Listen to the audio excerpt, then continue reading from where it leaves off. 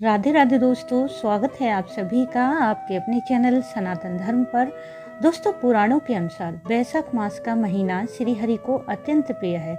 इस मास में भगवान विष्णु के माधव स्वरूप का तुलसी पत्र द्वारा पूजन किया जाता है, इसलिए इस मास को माधव मास भी कहते हैं। स्कंद पुराण के अनुसार माधव मास के समान अन्य कोई माह नहीं है। यह मास चैत्र पूर्णिमा से शुरू होकर वैशाख पूर्णिमा तक चलता है। वैशाख मास में स्नान, दान, पुण्य, व्रत, उपवास करने से सभी पाप कर्म नष्ट हो जाते हैं। साथ ही इनसे मिलने वाले पुण्य फल जन्म जन्मांतर तक समाप्त नहीं होते। तो जान लेते हैं आज की वीडियो में कि साल 2024 में वैशाख मास कब प्रारंभ है, कब समाप्त है, वैशाख मास में कौन से कार्य करने से श्री हरि की अपार कृपा मिलती है और कौन से ऐसे कार्य हैं जिन्हें करने से पाप के भागीदार होते हैं। इस मास में क्या खाना चाहिए और क्या नहीं खाना चाहिए, इस मास में किन वस्तुओं का दान करने से सभी देवी देवता और हमारे पितृ पूर्वज संतुष्ट होकर हमारे मन की सभी कामनाओं को पूर्ण करते हैं। तो बहुत महत्वपूर्ण है यह संपूर्ण जानकारी, इसलिए वीडियो को पूरा जरूर देखें। यदि वीडियो आपको अच्छी लगती है तो इसे लाइक और शेयर करना ना भूलें। यदि आप चैनल पर पहली बार आए हैं तो चैनल को सब्सक्राइब कर लें, बेल बटन को भी प्रेस कर दें, जिससे नई वीडियो का नोटिफिकेशन सबसे पहले आपको मिल जाए। दोस्तों, वैशाख मास का पवित्र महीना साल 2024 में 24 अप्रैल दिन बुधवार से शुरू है और समाप्त है 23 मई दिन गुरुवार को। परंतु वैशाख मास का स्नान चैत्र पूर्णिमा अर्थात 23 अप्रैल से ही शुरू हो जाएगा। इस मास से जुड़ी कई धार्मिक मान्यता प्रचलित हैं। जैसे वैशाख मास से ही त्रेता युग का आरंभ हुआ था। इसी मास की नवमी तिथि को माँ लक्ष्मी का स्वरूप माँ सीता पृथ्वी पर अवतरित हुई थी।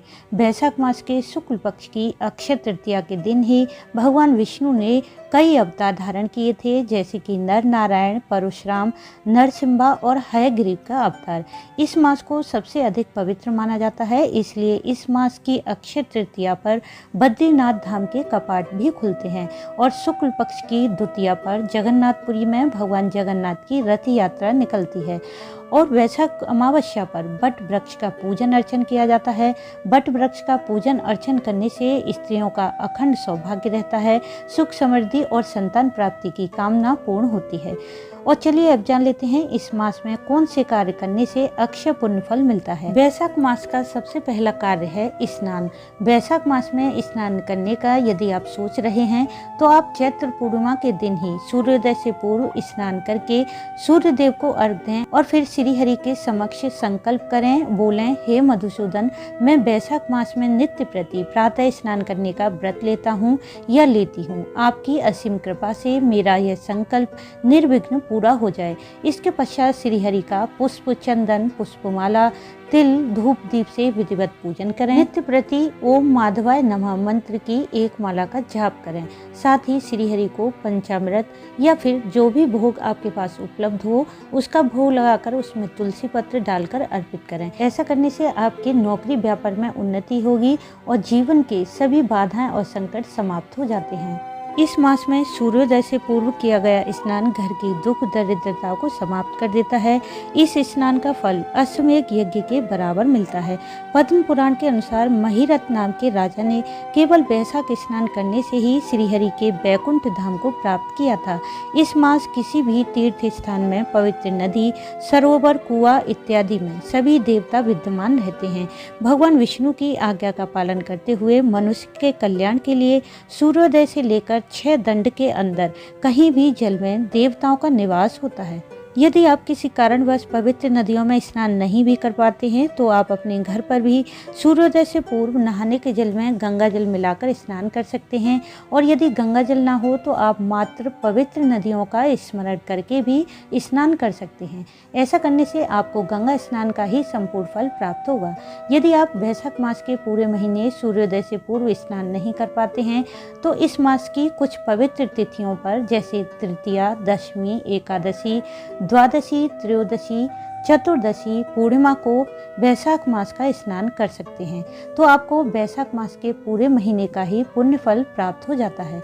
वैशाख मास का अगला कार्य है तुलसी पूजन। क्योंकि यह मास श्री हरि का प्रिय मास है, इसलिए श्री हरि की प्राण बल्लभा माँ तुलसी का पूजन इस मास में करने से जीवन में धन धान्य सुख ऐश्वर्य की कमी नहीं रहती। इस मास में नित्य प्रति तुलसी में जल अर्पित करें, सुबह और शाम तुलसी पूजन करें, दीप प्रज्वलित करके माँ तुलसी की आरती करें, साथ ही श्री हरि के मंत्रों का जाप करते रहें।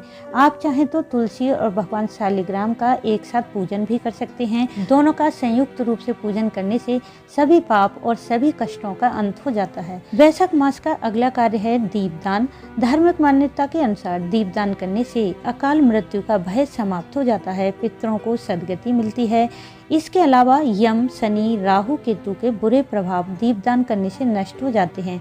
दीपदान आप किसी भी नदी के किनारे, नदी, जलाशय, मंदिर में, किसी देव वृक्ष के नीचे, अपने घर के मुख्य दरवाजे पर कहीं भी कर सकते हैं, जहां भी आपको सुविधा लगे।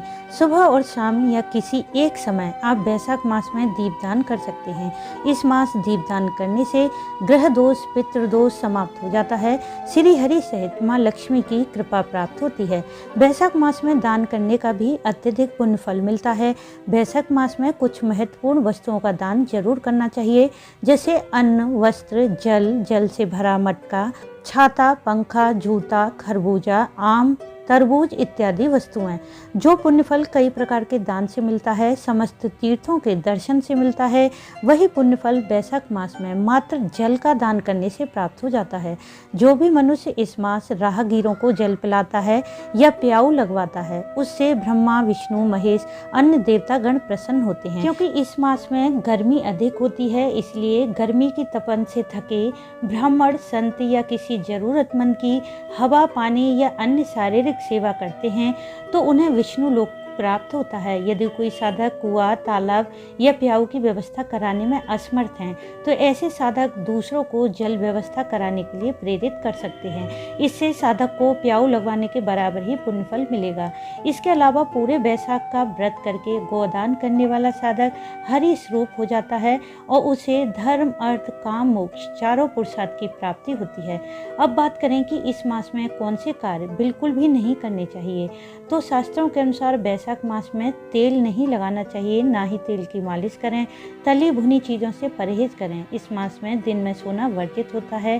कांसे के पात्र में भोजन न करें, दिन में 2 बार भोजन नहीं करना चाहिए, खाट पर न सोएं, प्याज, लहसुन, मांस, मदिरा का सेवन बिल्कुल भी न करें। ब्रह्मचर्य का पूर्ण रूप से पालन करना चाहिए। यदि संभव हो तो भूमि पर शयन करें। क्रोध पर, निंदा, झूठ, चोरी, ईर्ष्या से दूर रहें। वैशाख मास में भोजन में किसी भी प्रकार का तेल प्रयोग नहीं करना चाहिए।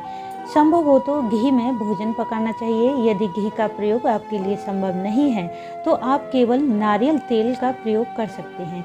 इस मास में बहुत गर्मी होती है, इसलिए शरीर को ठंडक देने वाली वस्तु खानी चाहिए, जैसे कि खरबूजा, तरबूज, बेल इत्यादि। इस मास में ज़्यादा से ज़्यादा जल पीना चाहिए।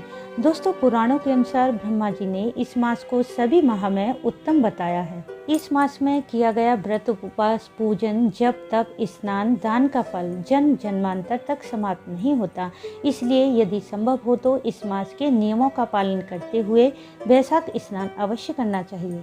तो दोस्तों, यह थी वैशाख मास से जुड़ी संपूर्ण जानकारी। यदि यह वीडियो आपको अच्छी लगी है तो इसे लाइक करें, शेयर करें, साथ ही चैनल को सब्सक्राइब कर लें। वीडियो अंत तक देखने के लिए आपका धन्यवाद। राधे राधे।